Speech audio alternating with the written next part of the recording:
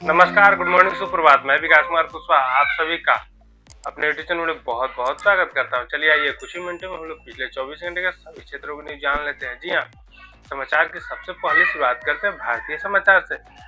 बिहार के मुख्यमंत्री श्रीमान नीतीश कुमार ने अपने एमएलसी के पद से इस्तीफा दे दिया है। हालांकि वे अभी भी बिहार के मुख्यमंत्री के पद पर मौजूद रहेंगे। मन की बात, जी हाँ, भारत के प्रधानमंत्री श्रीमान नरेंद्र मोदी ने मन की बात के अपने 132वें एपिसोड में वार्ता की, जिसमें उन्होंने जल संरक्षण और स्थानीय उत्सवों को लेकर चर्चाएं की। अग्निवीर भर्ती, जी हाँ, झांसी सहित 12 जिलों में अग्निवीर की भर्ती की तैयारी पूरी हो गई है। 1 अप्रैल से एकलव्य स्टेडियम में इसकी शुरुआत। सुरक्षा अपडेट, जी हाँ, जम्मू कश्मीर के सांबा जिले में जांच के दौरान 2 बीएसएफ जवान घायल हो गए। अब आते हैं अर्थव्यवस्था और व्यापार संबंधी समाचार जान लेते हैं। जी हाँ, शेयर बाजार सोमवार को बहुत ही ज्यादा गिरावट के साथ शुरू हुआ। इसमें देखा गया कि सुबह में ही सेंसेक्स 1000 अंक तक नीचे गिर गया।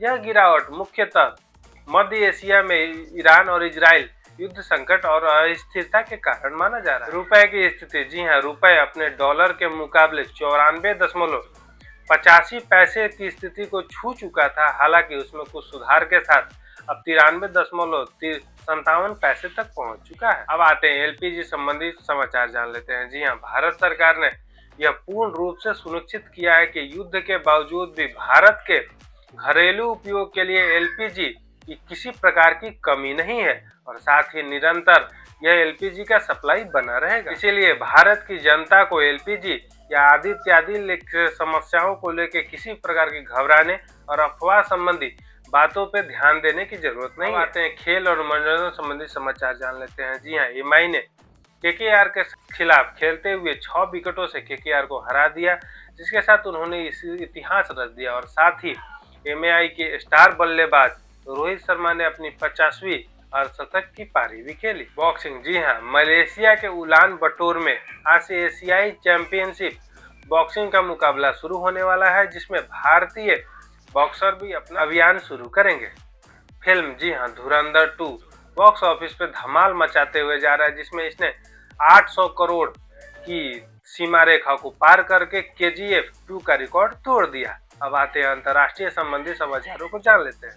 पश्चिम एशिया संकट, जी हाँ, ईरान इजराइल वार अपने तनाव के महत्वपूर्ण चरण पे है, जिसमें कुवैत में के एक पावर स्टेशन पे ईरानी ड्रोन के हमले के वजह से एक भारतीय नागरिक के मारे जाने की सूचनाएं प्राप्त हो रही है। ईरान ने की धमकी, जी हाँ, ईरान ने यह धमकी दिया है कि वह अमेरिका और इजराइल के महत्वपूर्ण अधिकारियों के आवास पर भी अब बम्बार्डमेंट करेगा, जिसके बाद अमेरिका के राष्ट्रपति डोनाल्ड ट्रंप ने शांति से वार्ता करने की बात कही है। हालांकि इस पे अभी भी किसी प्रकार की ठोस सूचना प्राप्त नहीं हो रही। अफगानिस्तान में आपदा, जी हाँ, अफगानिस्तान के 13 प्रांत में भयंकर बाढ़ आ जाने की वजह से 17 लोगों की मृत्यु की सूचना और बहुत सारे जान माल की हानि की सूचनाएं की प्राप्त हो रही हैं। अब आते हैं वैश्विक अर्थव्यवस्था संबंधी समाचार जान लेते हैं। जी हाँ, युद्ध और अस्थिरता के वजह से कच्चे तेलों के दामों में दिन पर दिन बढ़ोतरी देखी जा रही है, जिसमें कच्चे तेल $95 प्रति बैरल तक पहुंच गए हैं। इसके वजह से आगामी समय में मुद्रास्फीति की संभावनाएं व्यक्त की जा रही हैं। अब आते हैं अंतर्राष्ट्रीय शेयर बाजारों संबंधी समाचार जान लेते हैं। जी हाँ, अंतर्राष्ट्रीय शेयर बाजारों में एशियाई और यूरोपीय शेयर बाजारों में सुबह से ही बिकवाली के साथ शेयर मार्केट शुरू हुआ। हालांकि जापान का निवेकेई और हांगकांग का हैंग सेंग अपने लाल निशान पर बंद हुआ।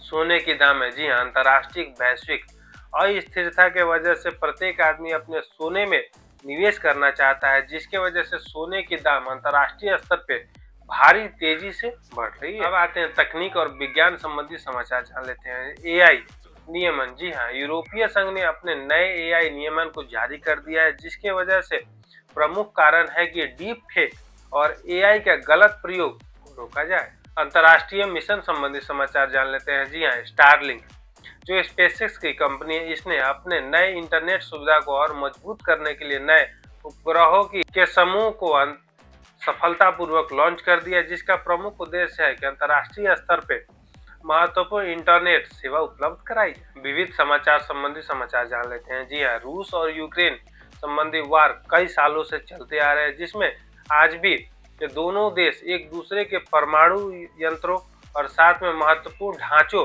पे हमला करने का दावा कर रहे हैं। ये रहे पिछले 24 घंटे के सभी क्षेत्रों को महत्वपूर्ण। आपसे मिलते हैं कल नए वीडियो में नए समाचारों के साथ। तब तक अपना ध्यान रखिए। नमस्कार, जय हिंद।